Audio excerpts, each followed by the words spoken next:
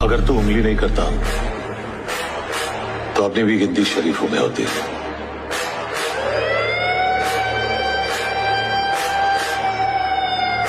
बंदूक दिखा के डराता है क्या?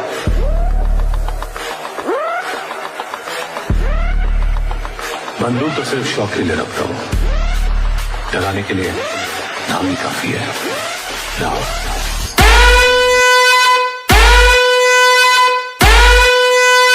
जब विजय वाघेला की सिस्टम बजती है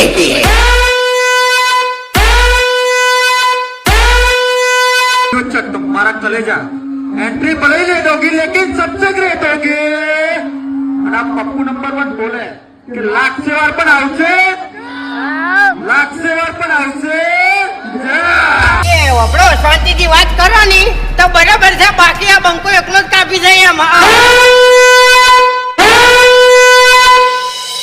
ચિયા મોણાને ચિયા ટાઈમે અને ચી જગ્યાએથી ઉપાડો ની બધું ડેરિંગ આવડે એમ।